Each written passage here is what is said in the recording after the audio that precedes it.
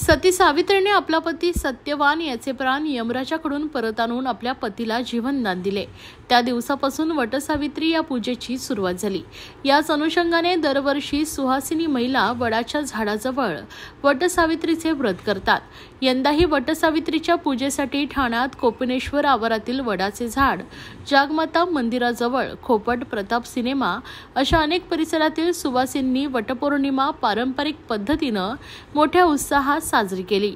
यावेळी वडाच्या झाडाची पूजा करण्यासाठी महिलांनी गर्दी केली होती। यावेळी महिला राजशृंगार करून हातामध्ये पूजेचं ताट घेऊन वडाच्या झाडाला 7 फेऱ्या घेऊन वडाच्या झाडाची मनापासून पूजा करण्यात आली। त्यानंतर वडाच्या झाडाला पुरणपोळीचं नैवेद्य व 5 फळांचे वाण दाखवून दर्शन घेतले। पूजेनंतर या ठिकाणी आलेल्या महिलांनी एकमेकांना हळदी कुंकू लावून वाण दिले। सर्वांनी आपल्या पतीला दीर्घायुष्य व आरोग्य संपन्नता लाभो अशी प्रार्थना केली आहे। माझं नाव मधुरा बवारिया, हा माझा नवरा आशिष बवारिया। आज माझी पहिलीच वटपौर्णिमा आहे यावर्षी। वडाची पूजा करायला आले। ॲक्च्युली वटसावित्रीने यमाकडून आपल्या नवऱ्यासाठी पतीसाठी पूजा करून त्याचे प्राण वापस परत घेतले होते।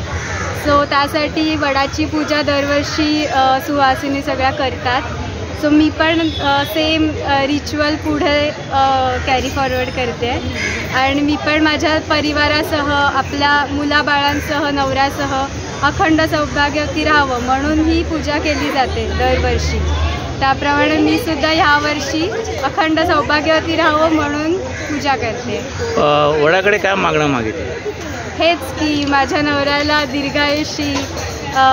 दीर्घायुषी व्हावं आणि मी हाच पती मला मिळावा म्हणून। माझं नाव प्राजक्ता उमाकांत आहे आणि माझं लग्नानंतर ही पहिलीच वटपौर्णिमेची पूजा आहे। तर मला जन्मोजन्मी हाच पती लाभावा यांच्या दीर्घायुष्यासाठी प्रत्येक सुवासिनी पूजा प्रत्येक वर्षी करत असते। त्याच्यामुळे मला ही संधी मिळाली करायची।